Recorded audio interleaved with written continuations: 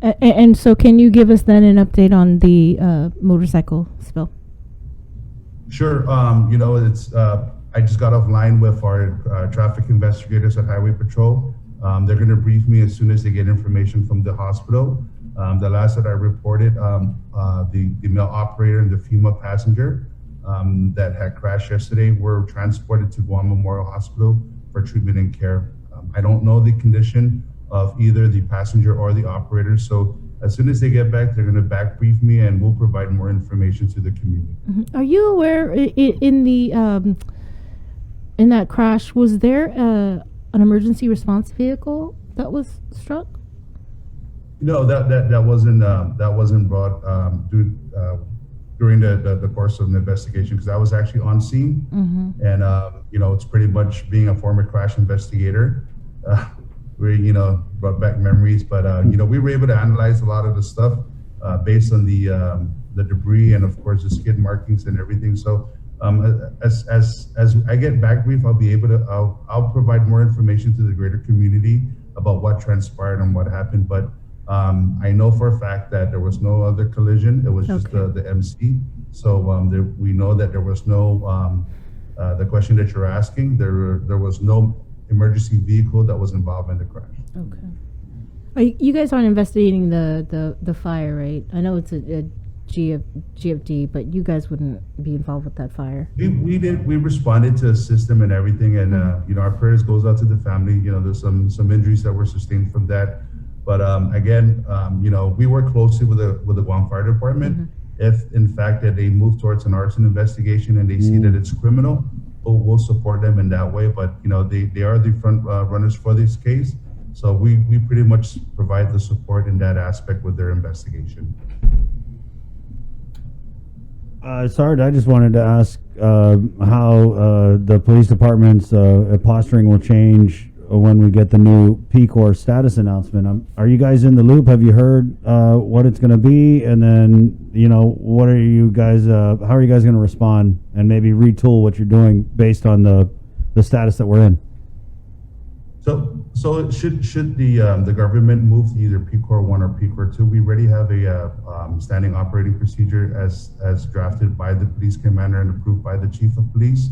So again, the PCore 1 will call for whatever the demands or the needs of the community as a direction from the governor of Guam, whether it be beefing up the QFAC, revisiting the sites in which we need to do. But rest assured, the Guam Police Department is prepared should we shift in either direction of PCore 1 or PCore 2.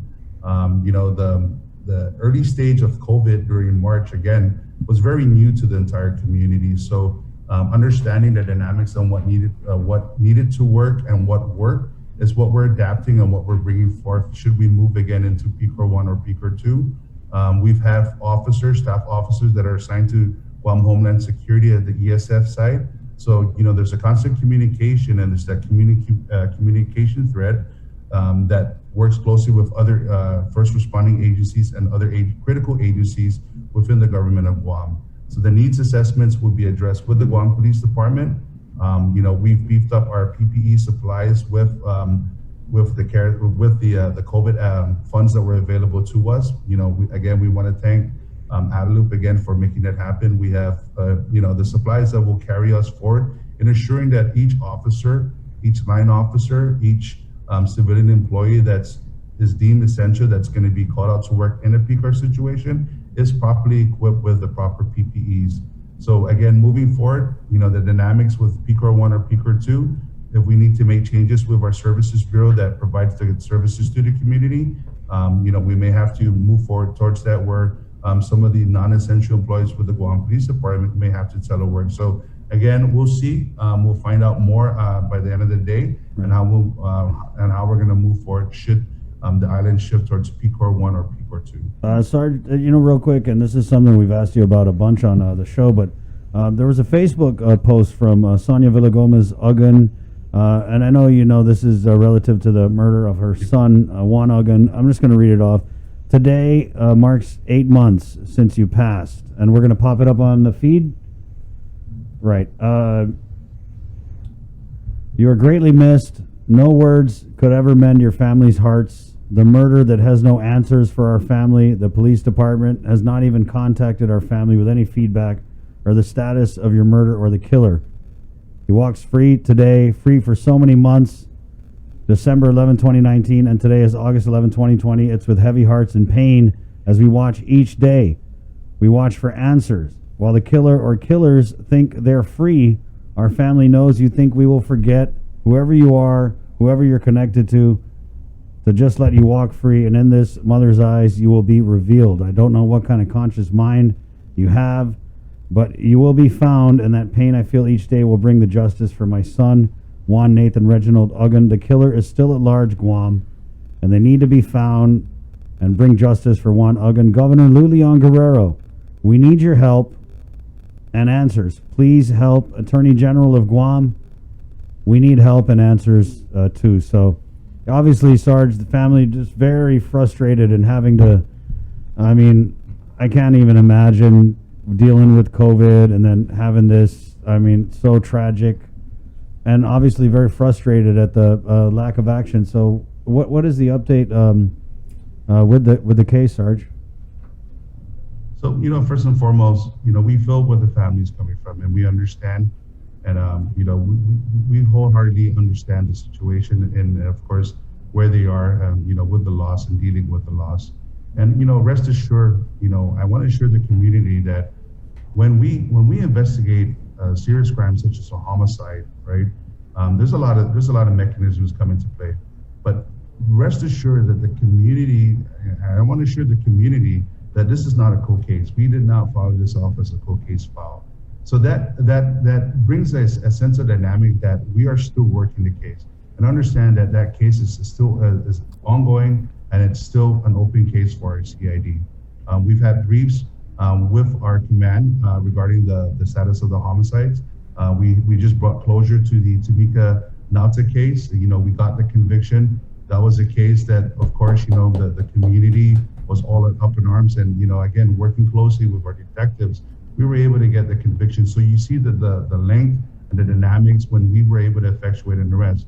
We understand, and we, again, our heart goes out to the family, the loss of a son, the loss of a spouse, the loss of a brother. But this is where we deploy into the community, and we ask the community, utilize all assets in which you can provide information. Somebody has information that the Guam Police Department may have missed or may have overlooked. Now that information may be the straw that breaks the camel's back in this case, or maybe that piece that binds everything together.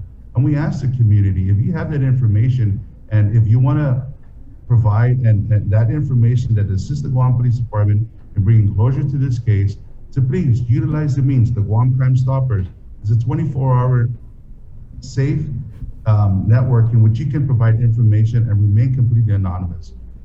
Visit our website at guam.crimestoppersweb.com. Completely confidential. Or you can call the police directly and give that information.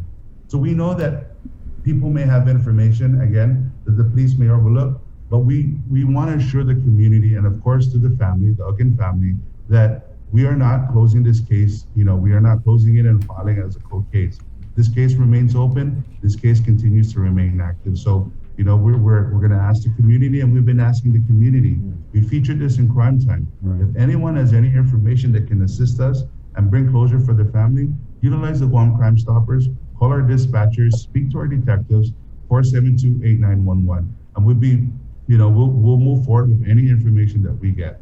Thank you, Sarge. That needed to be said. I'm just so glad those are the words that came out from you. Sarge, man, consider you a good friend. Just be safe. Keep us in the loop with whatever happens with the announcement of the PCore, and maybe we'll get you on next week to kind of look at what the police department's going to be doing with the new PCore announcement. Wash your hands. Be safe, Sarge.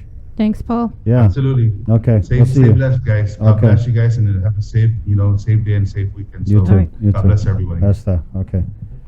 903, we're KUAM FM and Hagatnia, Guam. That was Sergeant Paul Tapao, the